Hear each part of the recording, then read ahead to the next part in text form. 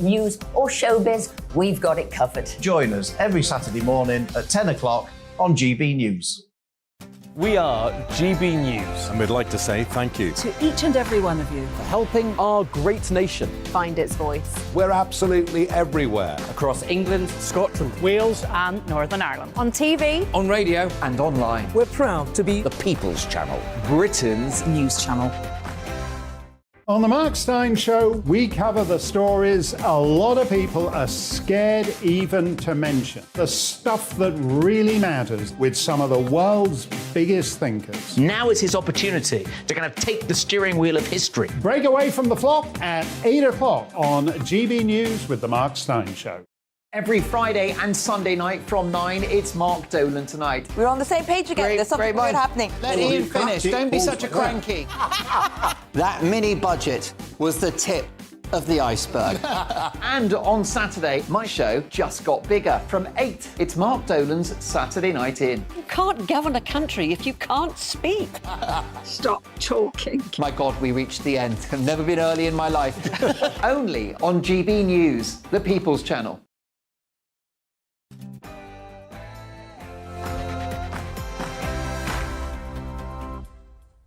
Hello there, it's 6 o'clock. I'm Michelle Dewbs, and this is Dewbs & Co, the show where we'll get into some of the things that have got you talking. Now, get this, 2.5 million working-age people are currently classed as economically inactive. This, by the way, has increased by about 500,000 since the pandemic. What's going on, and how do we fix this? We need all the workers we can get right now, don't we? So what is the answer to that? And, you know, there seems to be a question that no one, quite frankly, seems to be able to figure out the answer to, and that is very simple. It's this: who should pay for our care when we need it in old age? Social care is what I'm talking about. Who should foot the bill? Should it be us selling our houses, diminishing our assets, or should it be the state generally? What are your thoughts on this? I'm asking because Rishi Sunak wants to kick the can down the road again, some would say, when it comes to the social care cap. Should we have one or not? And who should pay for you, for me, for all of us, quite frankly, to receive care when we need it? And it is Remembrance Sunday this weekend, isn't it? Get this, though, some councils have been cancelling their parades. Why? Because of cost cutting. I personally think that is deeply inappropriate. Do you? Or do you think it's just sensible to help save money?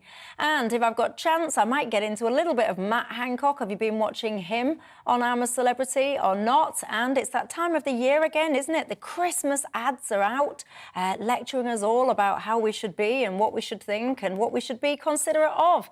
What do you make to them? Do they warm your heart, or do they just, quite frankly, annoy you a little bit? I want your thoughts on all of that tonight. But first, let's bring ourselves up to speed with tonight's latest headlines.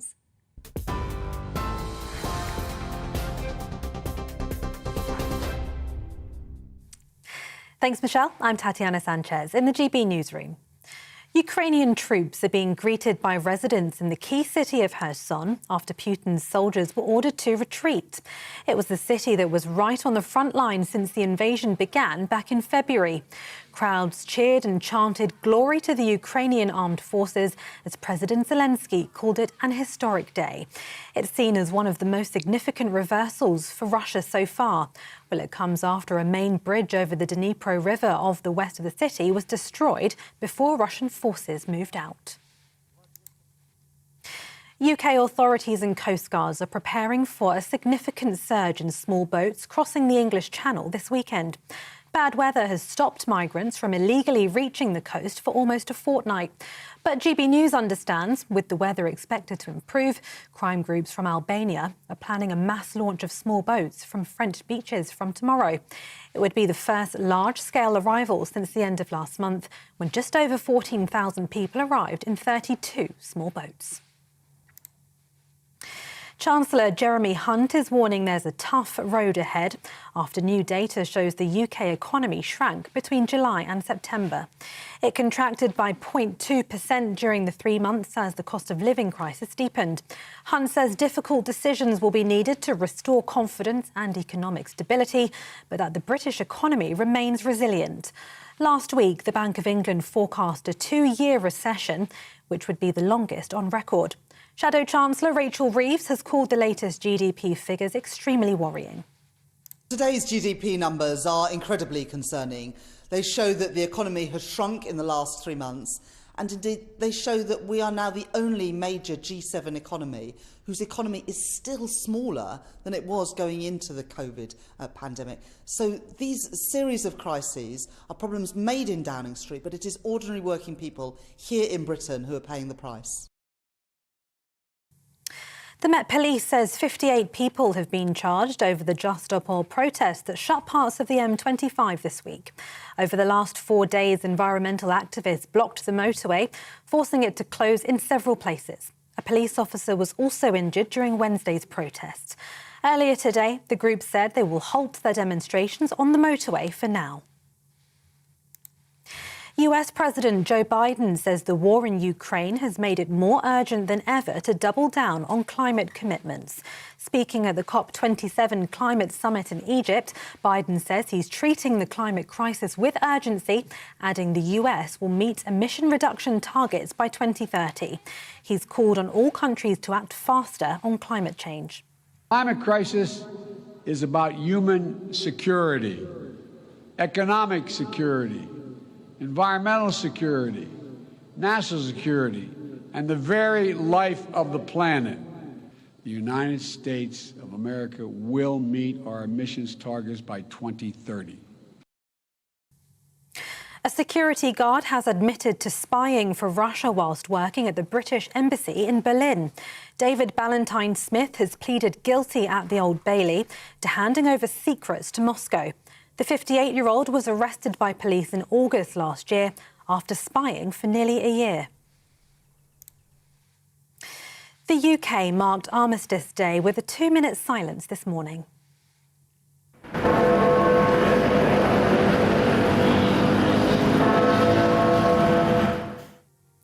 Bells rang out across the country, including the recently restored Big Ben in London, ahead of the 2-minute silence to remember the war dead. A service was held at the National Memoriam Arboretum in Staffordshire to pay tribute to all those who've served their country. Army veteran Robert Clark told GB News he'd be remembering all those involved in the armed forces, past and present. We're incredibly grateful, I think, for the services, the parades, the role of the royal family, for example. This is obviously the first year King Charles is going to be heading the services on Sunday. And I think a lot of the armed forces community and the veterans are welcoming, as well as reflective of the passing of Her late Majesty the Queen, the role that she had with the armed forces. Heathrow Airport has said it won't be limiting passenger numbers this festive season as it gears up for its biggest Christmas in 3 years. The West London Airport had 50 million passengers pass through its doors so far this year, almost 75% of pre-pandemic levels. Heathrow says a passenger cap won't be needed as a good plan is in place ahead of the Christmas peak. TV, online and DAB+ radio. This is GB News. Now it's back to Dewbs & Co.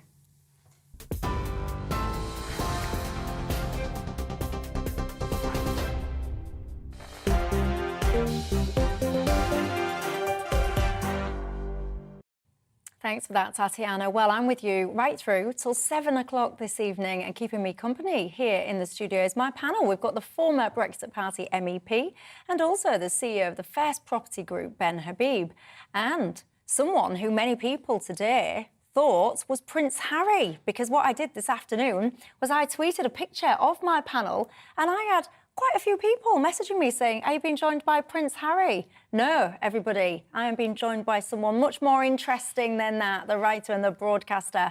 Paul Embry is the man to my left. Good evening, gentlemen. Good evening. Happy Friday to your birth. And you know the drill, don't you, on Dewbs & Co? It is not about just us three here. It's about you at home as well. What's on your mind tonight? You can get in touch with me. GBViews at gbnews.uk is the email, or you can tweet me at GBNews.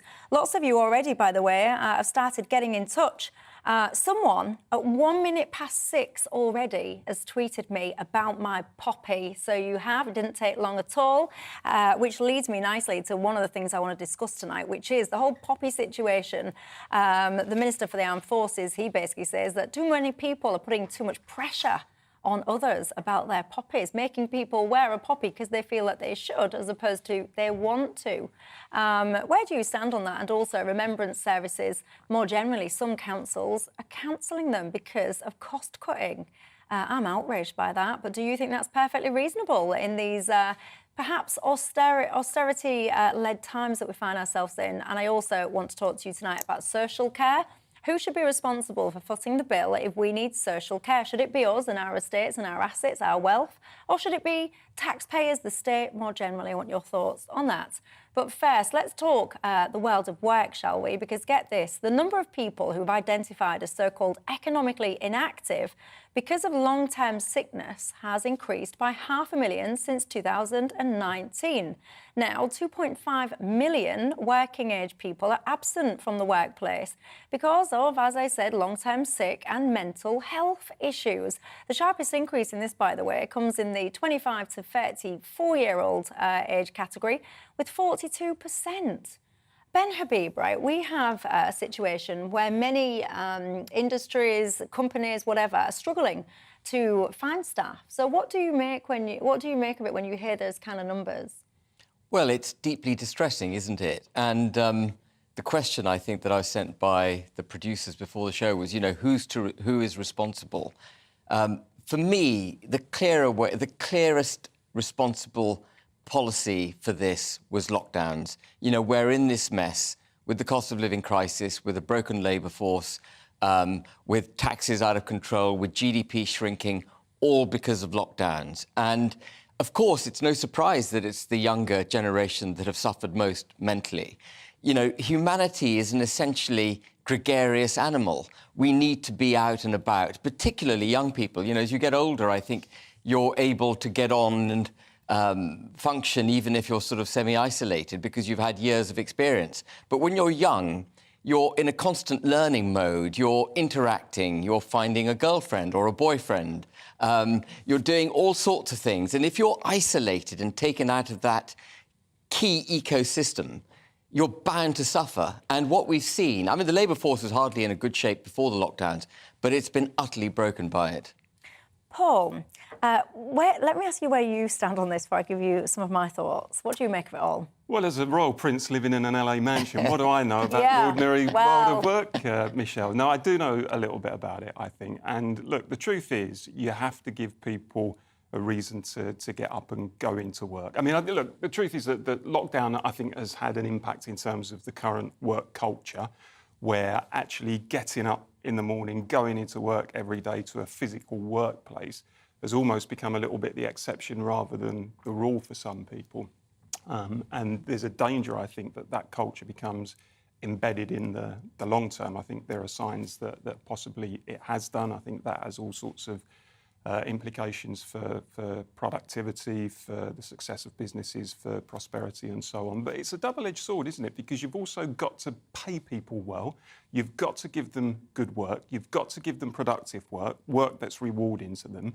You've got to give them decent conditions of service. I say this as a trade unionist, of course, but I also say it as somebody who wants to see the economy successful, wants to see businesses generating profits and the nation being able to fund public services as a result. But if you're someone who works in the gig economy, if you're someone in precarious transient employment, someone on a 0 hours contract, for example, then the truth is you're not going to be perhaps as incentivised to get up and go out to work every morning as someone who's in a good, stable, solid job that pays well with good conditions of service. Yeah, I mean, I was self-employed for many years, and I've got to tell you, one of the best cures of sickness is actually being self-employed. When you don't get any sick pay, you don't get any benefits. If you're not working, you're not earning. And Ben, I don't need to look at my inbox just yet to know quite confidently that there will be quite a few people writing into me as we speak saying, Michelle, mental health has become the new bad back. And people will suggest that some people, how do I put this nicely without getting myself into trouble? Are trading on it. Yes, indeed. So, for example, I was looking just into the NHS. Depending on your length of service in the NHS, you can get up to 6 months full-time pay if you're off sick. You can get up to another 6 months half pay if you're off sick. So when I was looking at this, so the Ambulance Trust, for example, had an absent rate of nearly 8%. These are the latest figures that go up to June. So, you know, not current, but up to June, which is current enough for me. And then when you start breaking down some of these sickness rates, for the equivalent of 476,900 full-time days were lost. This is because, so that's 23% basically of all their sickness absence, is because of things like anxiety, stress, depression.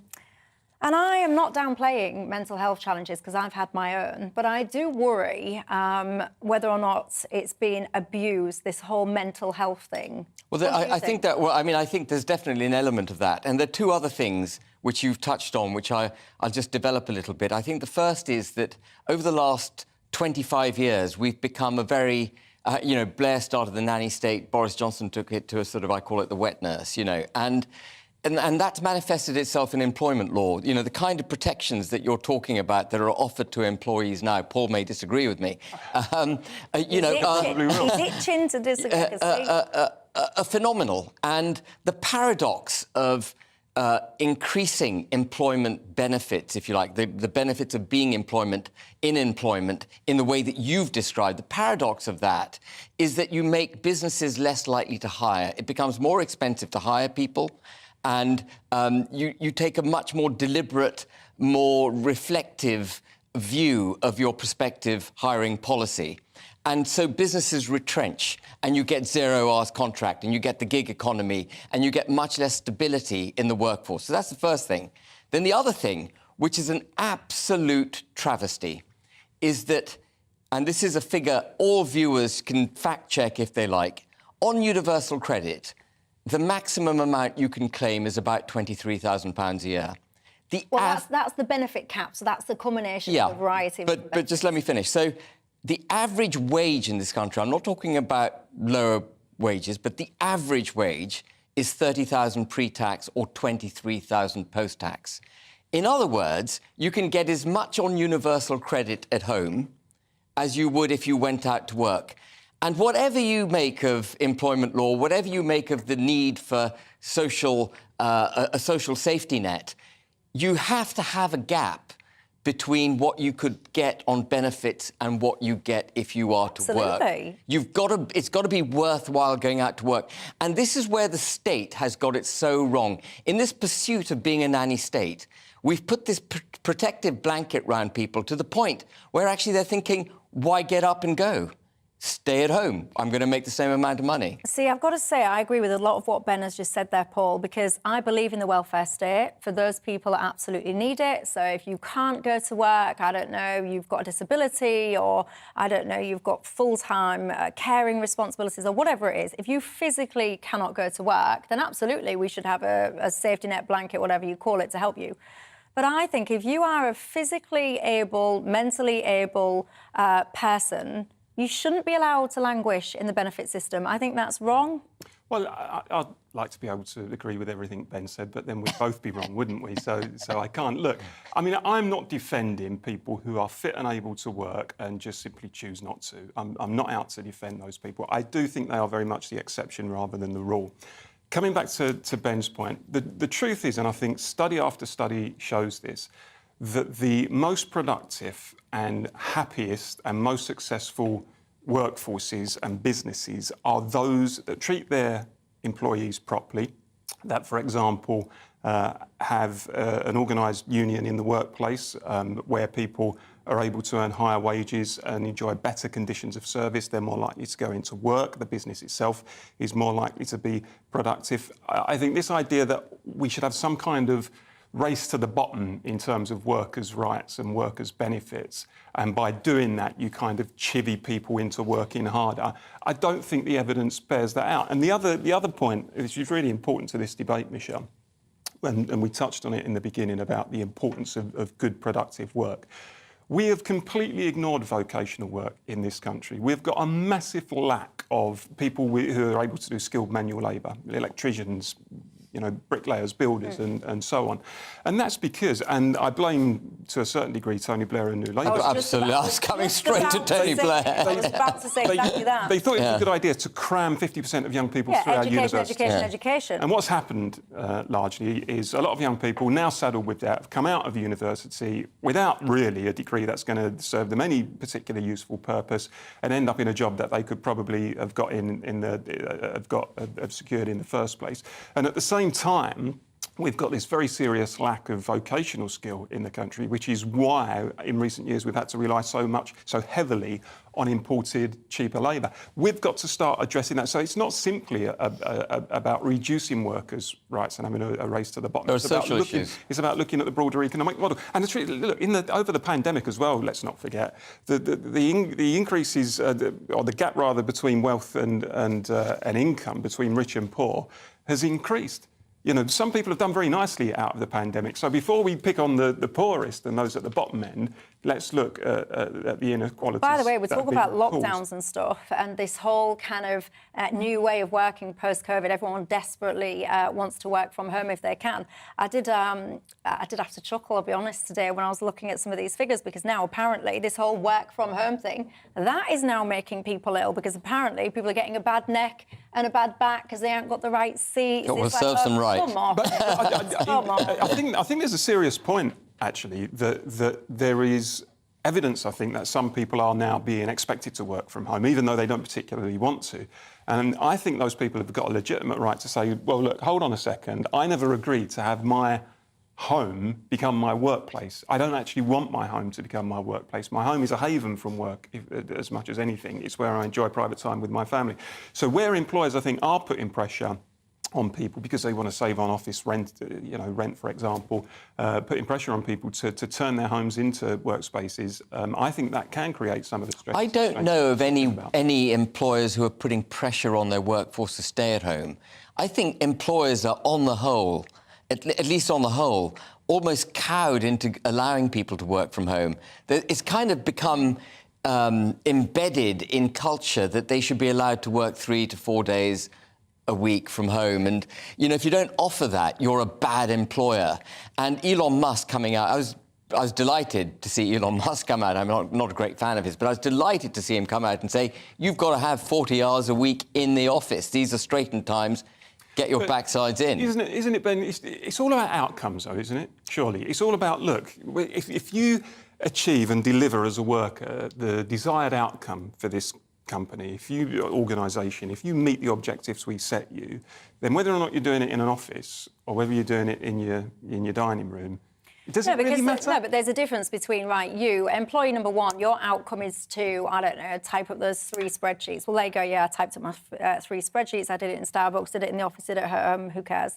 That's one thing. But actually, there's a bigger sense of a community, of a bigger organisational strategy that I feel like benefits when you're all together. So, yes, you can achieve your individual outcomes, but collective growth as an organisation. I think that's a fair point. And in terms of mentoring as well, if you've got young people in the organisation, if you've got new people who have just been recruited to the organisation and suddenly, you know, they're expected to go into work every day, but it's essentially a ghost town in the workplace because everybody else is working from home, those new young people won't actually experience what a workplace is really like. They won't have people engaging with them, talking to them about their performance, encouraging them, talking to them about what their objectives should be.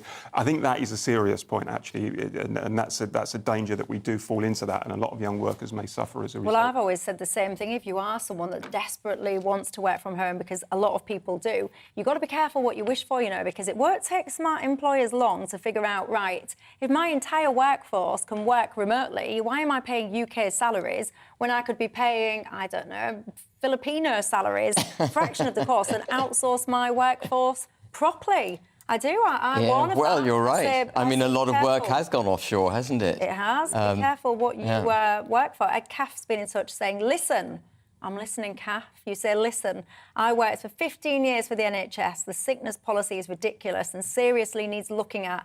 Many staff regularly take 6 months off on full pay and 6 months on half pay. They return just in time to start all over again. I don't think it's that easy, actually. I mean, I work in a public service, as you know, and it isn't as easy as saying, OK, I'm going to take 5 months and 29 days and then I'll have a couple of days back in work and actually I'm then entitled to take another 6 months. It doesn't work like that. It's aggregated and you really couldn't get away with something like that in the NHS. As someone who, and you will have probably had similar experiences, I've employed people that have come to me and said, I've got mental health problems. I remember one case in particular, someone said that they've got depression. There was a project manager. They used to just not come into work and you'd be calling, no answer. They'd then materialise again, I don't know, 3 days later. Oh, yeah, really sorry about that. I was really down.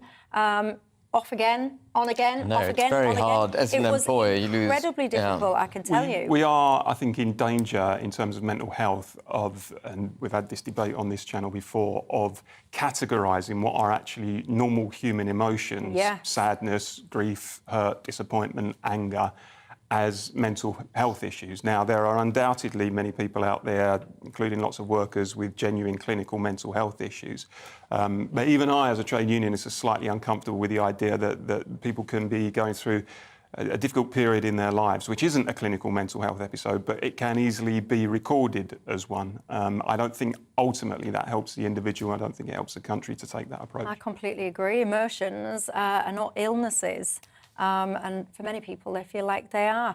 Stuart says, Dewbs, I'm a single guy and I work and I also get universal credit. A single person, he says, gets £324 per month. Nothing like the £23,000 a year. Well, Stop look it up. using Look it up. Look it up. Look it up on the government website. To be fair, Stuart, Ben is absolutely right. What Ben is talking about is the maximum cap. It's not universal credit. It's where you combine all the benefits. It's how much people can earn when everything is combined. He's absolutely right, and I guess his point is very valid, you know, because you should never have a situation where people are more incentivised to stay at home on benefits than they would be to get out into the workplace. Tell me your thoughts on that. gbviews@gbnews.uk is my email address. I'm going to take a quick break, and when I come back, I'm going to have some more of your thoughts, your responses to that. But I also want to move on to social care. My question is this. Who should be responsible for paying for yours, mine, our care when we need it? Should it be us, the individuals, with our wealth, our homes, or should it be the state generally, all of the taxpayers? You tell me, and I'll see you in a couple of minutes. On Mark Dolan tonight, in My Big Opinion, as we remember those who gave up their lives for this country on Armistice Day, and as illiberal forces threaten our values once again, the fight for freedom has never been more important, and now it's our turn. In The Big Question, is it game over for Donald Trump? And in My Take at 10, a biological man identifying as a woman wins a beauty contest in America. This is progress, is it? And my Mark Meets guest is reality star, WAG and former Miss Great Britain, Danielle Lloyd. We're live at 9.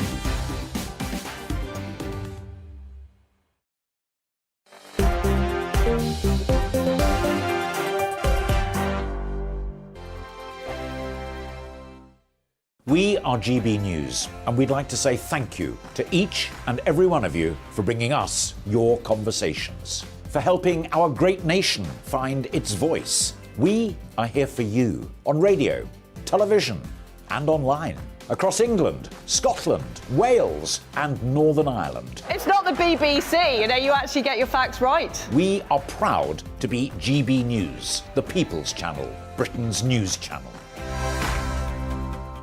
I'm Dan Wootton. Join me Monday to Thursday from 9 to 11 for the feistiest and most fun news debate on TV, where free speech reigns. I'll bring you a sharp take on the day's biggest stories, bombshell newsmaker interviews, and A-list guests.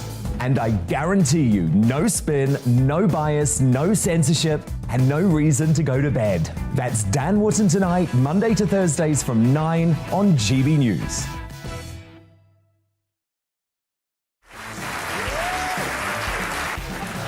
My name is Andrew Doyle. Join me every Sunday evening at 7 p.m. for Free Speech Nation. This is a show where we address current affairs and news stories of the week with the help of two wonderful comedian panellists. I brought in comics because I want to give it a lighter edge, and also they work for less. See you there.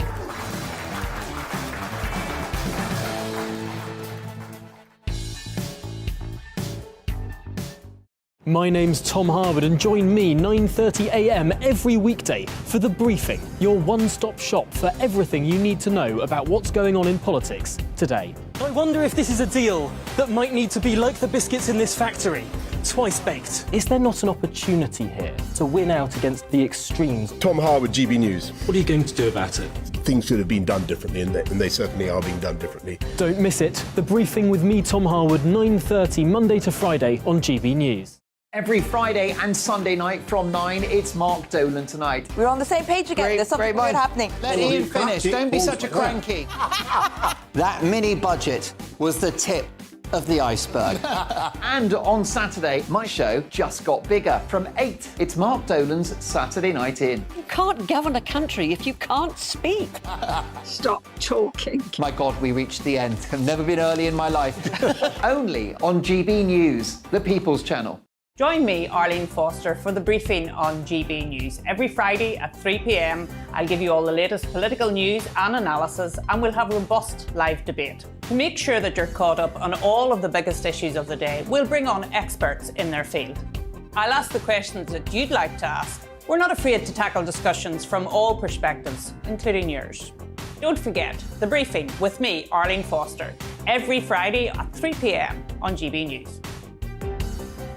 We are GB News, right across the nation. You can get us on television, on radio, on digital. We're absolutely everywhere. Amazing! You see, amazing! You remind me of me in the European Parliament. But here's the most important bit. We are not part of the mainstream establishment. We think and speak just like you do. We are the People's Channel. Magnificent. That's really, really thoughtful. Come and join us on GB News, the People's News Channel.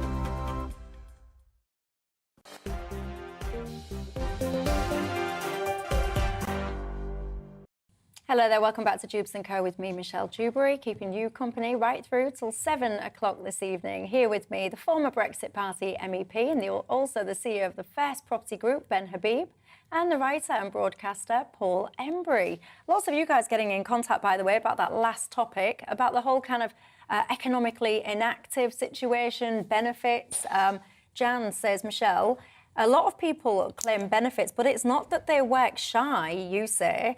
They are indeed working. They're out doing window cleaning, painting, decorating, whatever, all for cash in hand, you're saying. It's not the work they're objecting to. It is the paying taxes and contributing to society. Got to say, I can't disagree with you. I think there are some people out there like that. Ian says, Michelle, many of the millions not working should be, but many, he says, are middle-aged and don't have degrees now, which so many employers insist on as standard. We need to stop this obsession with the younger graduates and look overall at workers' skills. I think that's as well a point that Paul was making. University is not the answer to everything. Anyway, keep your thoughts coming in, but I'm going to move on to social care because Rishi Sunak is imposing a further delay to the cap on care costs. I've got to be honest, we go round the circles on this one, don't we? But the current plan, of course, was to put a cap on that was £86,000. That would be a lifetime cap on care costs. Paul, social care and who should fund it seems to be an issue that nobody has an accurate answer to or a strategy. They have lots of words, lots of visions, lots of white papers, but we don't get sorted out. Why not?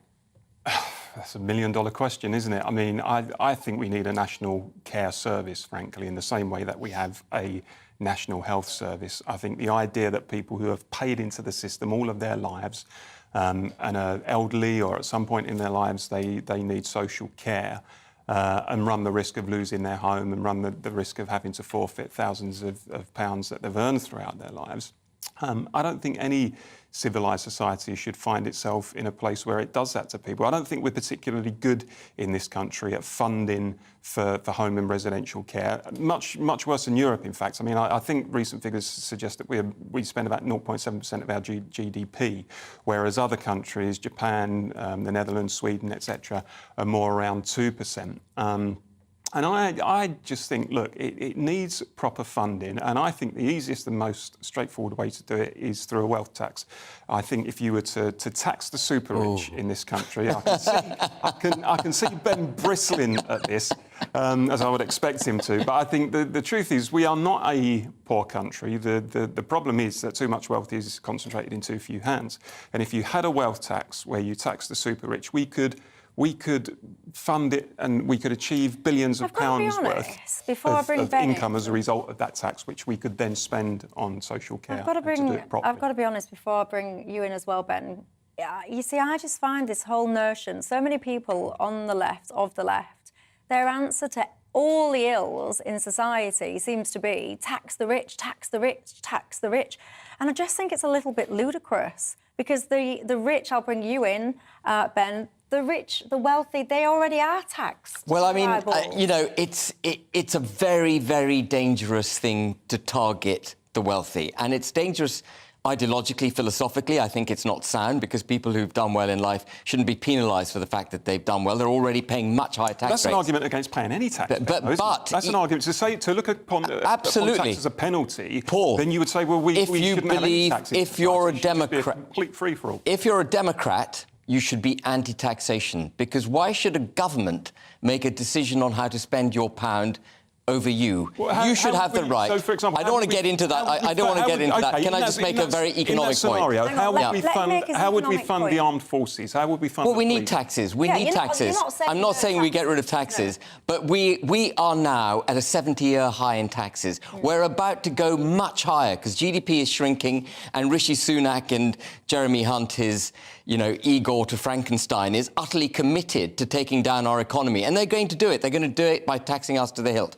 But on the wealthy, you have to... Just this one point to go away with. When the 45% tax rate was introduced, the higher rate of tax, there were about 330,000 people who fell into that bracket. Now there are about 700,000 who've been dragged into it through wealth inflation and without the thresholds being increased.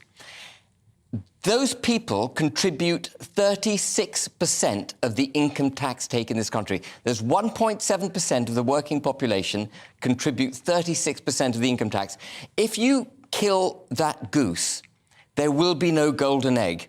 And people are mobile, much more mobile, Paul, than they used to be. People will up sticks and leave the country. What they would do, Ben, what they would do, and it's exactly the point that you've just made, they would hold the country to ransom. They're paying more than their fair share. Explain this to me, if you would, then. When a rich person or a corporation says they're not rich. To a government... I want to press pause, because you keep saying rich people... This is such a key point, though, Michelle. I know, and I'm going to let you get to it. It's such a good one. You're saying rich people, wealthy people. So before you put your analogy to him, what do you mean, a rich person? Because you just used that sentence into your question you were about to pose. What do you mean? What's a rich person? I don't know if there's an arbitrary figure which says, if you earn £200,000 a year, for example, that makes you... But you must have a vision. A rich person. I don't think it's that scientific. Do you know you're in the top 5% of earners once you get above 80,000 a year?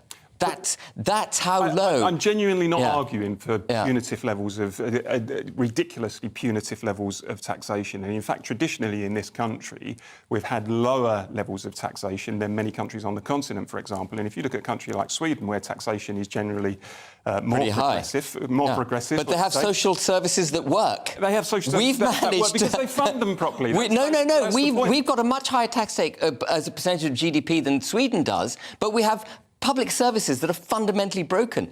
And I'm afraid... Traditionally, that hasn't been the case, though. Yeah, but under 12 years, this is where you and I are going to be in violent agreement, under 12 years of Conservative Party governance, we have become a high-tax, low-growth, high inflation...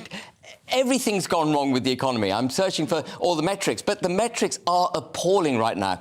Just coming back to the workforce, 5.7 million people now claiming universal credit. Before lockdowns, it was 3 million people. Why do we kowtow to the rich? And but what is the rich? Well, I'm just going to make the point. And emotive language. And this is what I mean. And to the big corporations, when they say to elected governments, at the point that you just made, Ben, look, unless you give us low tax, unless you give us low regulation, unless you give us everything we want, then we're going to up sticks and go somewhere else where it will be lower tax and we can make bigger front profits. Why is that not holding the country to ransom when a worker like a rail worker who's going on strike for something like 7% is no one is going to the government. No one is going to the government. Why do we treat those two scenarios? No one is going to the government and saying, unless you give me this, that, and the other, I'm leaving. That's exactly what they will happens just in the global automatically market. leave. And let me just give you another example. It's the same thing. No, it's not, because no one's holding them to ransom. Well, they need to do. If the government knows they're going to go, then so let me just give you another very tangible example. I'm going to bring it back to Northern Ireland, which is a subject very close to my heart. Northern Ireland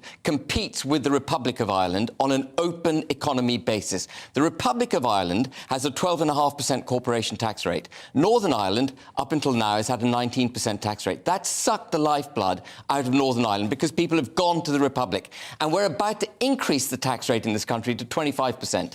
That's twice the corporation tax rate of the Republic. You will see Northern Ireland's economy do even worse. It's the biggest deficit economy in the UK. It's going to get worse.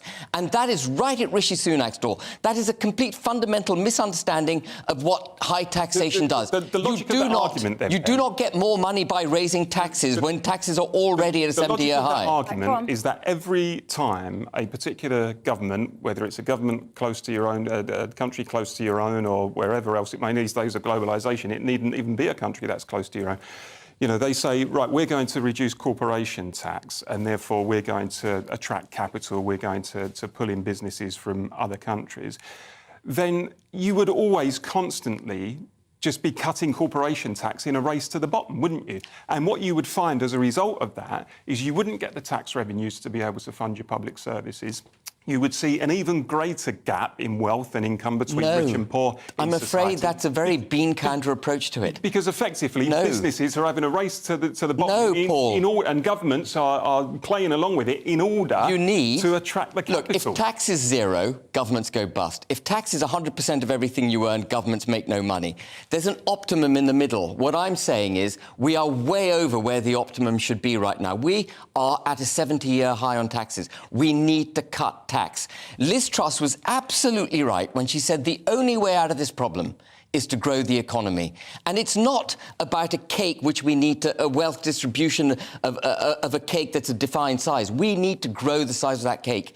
And yes, we've got to cut taxes to attract people to work in the United Kingdom. We've got to get rid of bonuses, caps on bankers' bonuses, as offensive as that might be to anyone who isn't a banker. Well, that's how you get the brightest and the best coming to the UK. Why is it acceptable then to say we need to lift the cap on bankers' bonuses, some of the richest people in our society, at the same time as saying, as government has done in recent years, we need a public sector pay freeze? Why is it OK for public sector workers to have a cap on what It's not OK. But it's not OK.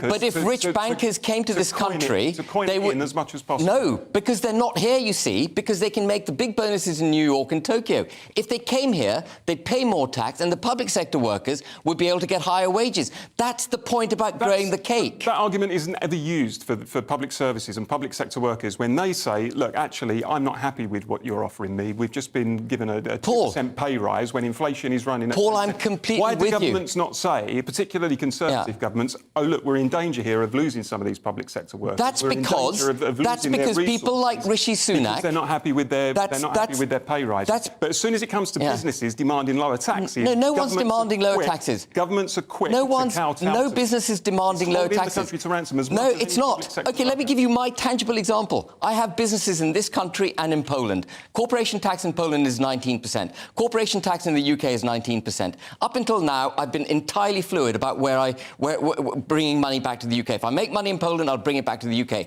Now I'm thinking, actually, why would I bring money from Poland back to the UK and pay a 6% surcharge? I might as well leave the profit in Poland and invest that surplus profit in the Polish economy. Okay, so what if Poland, for example, says, OK, tomorrow corporation tax is going to be 10%, or Ireland says corporation tax is going to be 5%? Well, your argument would be we should drop it. Why do you think Amazon... Should drop it to the same level? Absolutely. Why do you think Amazon, Google, Apple Seattle or all in Dublin. It's not because of a love of the Irish.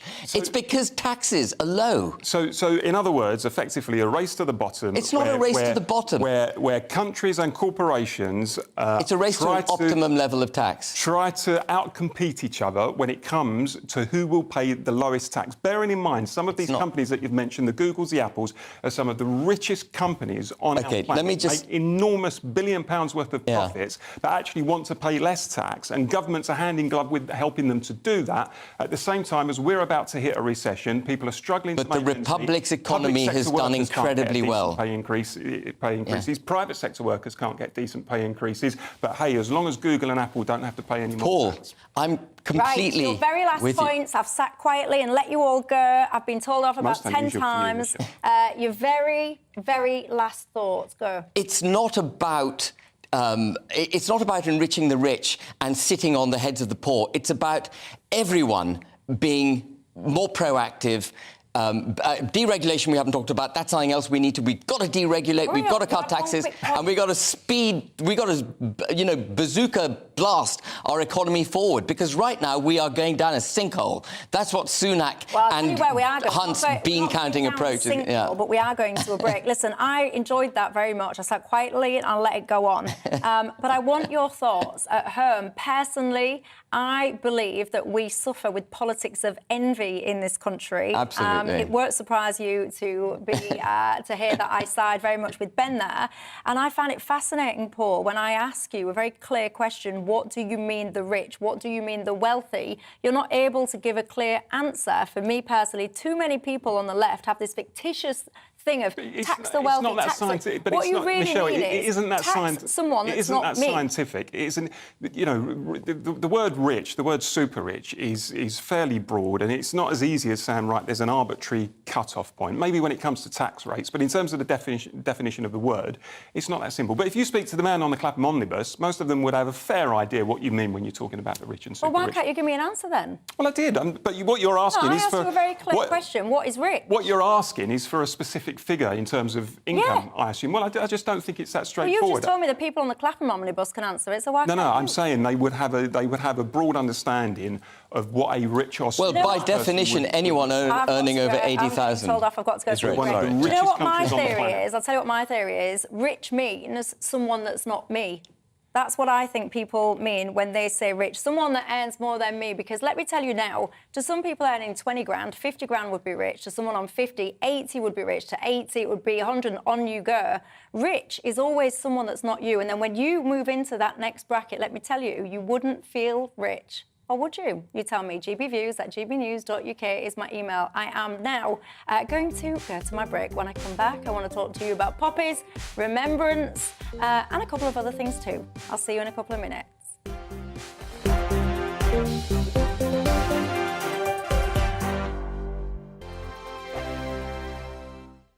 Hello there, it's Eamon Holmes here from Breakfast on GB News. We're not just on your television and your screens, you know. We're on DAB plus digital radio, so you can listen to your favourite shows on the move. If you've not yet listened to GB News Radio, it's very simple. We're on your radio player and TuneIn apps, on your smart speaker, phone or tablet, or online at gbnews.uk. Take us with you wherever you go. GB News Radio. You never have to miss a moment of the People's Channel.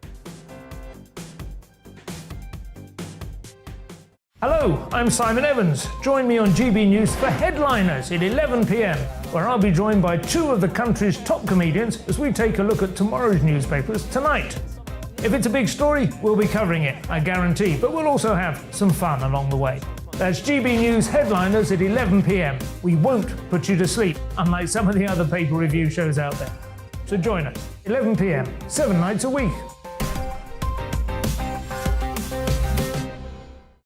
I'm Mark White. As GB News Home and Security Editor, I cover those key issues that are so important to you. Our authorities, our communities doing all they can to combat violent crime. With the public services under unbearable strain, why are we still failing to control our borders? Defence, the first priority of any government, has been continually hollowed out. Can we trust our politicians to protect the armed forces? Join me, Mark White, on GB News. Monday to Thursday on GB News, it's Bev Turner Today from 10 a.m. There's never been a more interesting but also critical time in British politics, and I can't wait to bring you the biggest stories of the day with the best factual accuracy and also a few of my own opinions thrown in. We'll engage in passionate but always polite debate with your thoughts and opinions at the centre of it all. Monday to Thursday, 10 till 12 on TV, on radio and online. Every morning from 6 o'clock, we'll wake you up with GB News Breakfast with all the stories you didn't know from the night before. So whether it's serious news, entertainment, or your own views from all over our great nation, we're here to kick off your day with a smile. And the national media should be reflecting and reporting what's happening here. You will notice the northwestern accents. Whether you're with us on TV, radio, or online, every morning, it's breakfast from 6 a.m. Hope you can join us.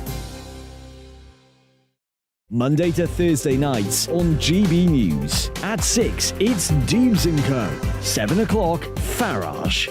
At 8, join Mark Stein. And at 9, Dan Wootton Tonight, followed by Headliners. On TV, radio and online. This is GB News. On the Mark Stein Show, we cover the stories a lot of people are scared even to mention. The stuff that really matters with some of the world's biggest thinkers. Now is his opportunity to kind of take the steering wheel of history. Break away from the flop at 8 o'clock on GB News with the Mark Stein Show. We are GB News. And we'd like to say thank you To each and every one of you. For helping our great nation Find its voice. We're absolutely everywhere. Across England, Scotland, Wales and Northern Ireland. On TV. on radio. And online. We're proud to be The People's Channel. Britain's news channel.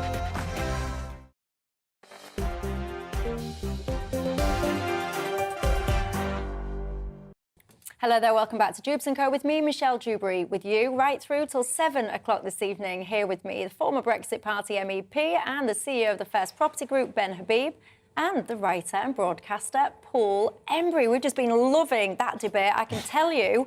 So many emails about that whole kind of what is rich, should you have higher taxes, lower taxes, who should be paying what?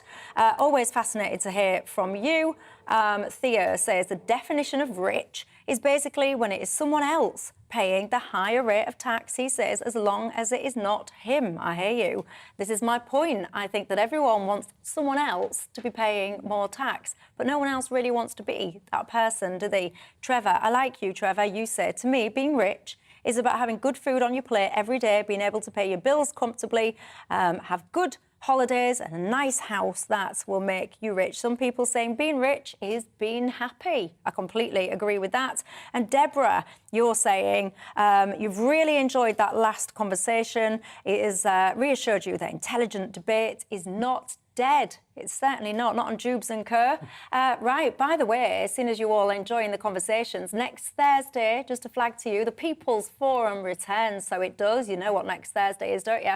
It is the Autumn Budget Special Day. So I will be heading off to Southampton to meet with you guys, have a chat about what was in the budget, what isn't in the budget, what you could have done better, quite frankly. I'll be there from 6 until 7 o'clock, and then Nigel Farage will be straight on after me until 8 o'clock. So if you want to come and join us, do it. What are you waiting for? You can go online, get tickets. gbnews.uk is the website.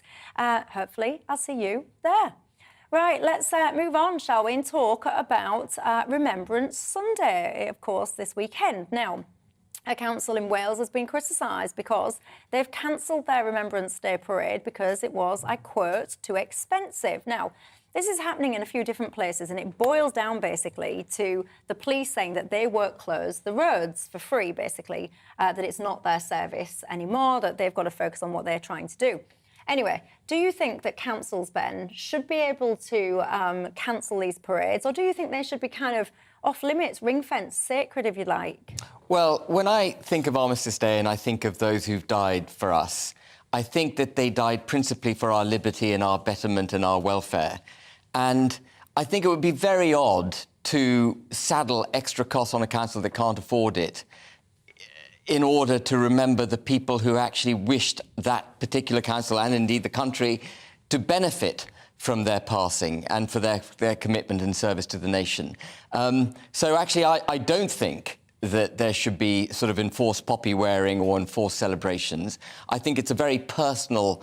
I think Armistice Day is a very personal event, actually. You know, I feel it in my gut. I don't necessarily feel it on my... I don't show a lot of emotion, but it's all there inside. And it actually guides me, guides my behaviour, not just on Armistice Day, but throughout the year.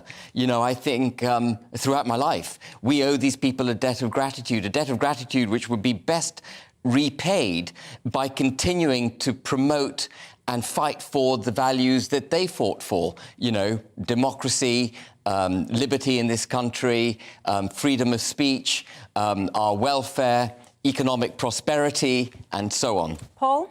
I think it's incredibly sad if local authorities are cancelling their local remembrance parades. Often, these are the events that elderly people, servicemen and women who fought in past conflicts are able to attend. You know, they're not necessarily able to get to London to the cenotaph, so they go along to the local parade. And I think our public institutions and our local authorities should, I'm not saying there should be a law compelling them to mark it, but they should, I think, in principle, mark it as much as they possibly can. A lot of the World War II veterans are dying off now. They won't be around for long, and we need to remember them in these sorts of ways. Yeah, indeed. And as I was saying, a lot of this is around the cost of having the police officially close the roads. I've got to say, you could avoid that quite simply, couldn't you, just by getting these just stop oil idiots to go and sit down and achieve that. You could get, everyone gets what they want. They get to sit on the roads. The Remembrance Parade gets to happen. Win-win, everyone. Lots of you, by the way, are saying... lots of you. Michelle, you've got a hair grip floating around. Yes, I did. I fixed it now. Thank you very much for flagging it. And very, very quickly, poppies. If I had £1 for everyone this week who've messaged in, your poppy's on the wrong side, your leaf's here, your leaf's there, whatever. James Heaper, you know, the Minister for Veterans, etc., he's come out today and basically said he wants people to wear poppies because they really believe in the notion of it. They want to pay tribute, not because people have told them to or put pressure on them. Speaking of pressure, Patrick Christie's, he's up next. I'm going to put pressure on him. Have you got your poppy on? Yes, I do have my poppy on, although I can't help but feel as though potentially I'm sat on the wrong couch. There we go. He is. You can't even see him, look. Look at him. Exactly. I know. Should I move over to this couch? Normally I get told where to sit. There's words for people. There's words for people like this. Patrick, I'm getting Patrick to tell you what's on the show, everyone. He's sat on the wrong sofa. You can't even see him. Yes, hey, we're on the right sofa. Hey. Go, people. Right, okay, I've got loads coming your way. We are doing a bit of an Armistice Day special at the top. I'm talking more in the context of whether or not people who fought and died for this country will be proud of what they see today as well, standing up for our veterans. It gets a bit lighter on the show as well. All the usual stuff. We've got Dog of the Week, and this week, this Challenge Christie's, my producers are not telling me what it is I'm doing, so I'm quite fearful for my life. But all that coming your way, 7 till 9. Ah, there you go. And look at us, handsome bunch in the background there. Look at us. Almost like we planned it. No messing around here. That sounds like a very good show, Patrick. Right, lots of you. I have to say, you're still talking about that whole conversation about what means rich. Lots of you are in contact saying that you support a social care cap as well. You think that should be the case? Do you reckon it should be means tested, though, or not? But look at the time, everyone. That's all we pretty much do have time for. I very much enjoyed the debate. Were you talking to me? I can't hear. It really flies when you've got really good people with good, solid arguments to make. That's what we're here for. And I hope that we will never stop debating. Paul and Ben, thank you for your company. Thank you at home. Have a wonderful weekend. Don't go anywhere, because Patrick is going to sort himself out. He's going to get onto the right seat. You'll be able to see him at 7 o'clock. Good evening, I'm Alex Deakin and this is your latest weather update from the Met Office. The weekend stays very mild. It won't be quite as windy tomorrow compared to today, and lighter winds will allow some fog to form overnight. Now, we do have this weather front. It's made for a very wet couple of days across northwest Scotland. It's now pushing to the south, and later tonight it will kind of come to a halt and then push back further north, bringing some rain through the night across southern Scotland, for a time across Cumbria too, and edging back into Northern Ireland and towards the central belt by dawn. Further south, most places dry, but it will turn misty, murky with a few fog patches. For northern Scotland, a lot drier and quite a lot colder here than last night. For most, though, it is another very mild night with temperatures staying at 9 or 10 Celsius. Into the morning, we do start pretty drab, I suspect. Mist, low clouds, some fog, patchy rain, clearing quickly from Northern Ireland and edging away from central Scotland. Staying fairly damp into the afternoon across the Highlands and the Western Isles, but the rain not as heavy as it has been over recent days. Most places then brightening up through the day. Still a bit breezy around western coast, but not as windy as today. Look at these temperatures in the sunshine, 17, 18 degrees. If it's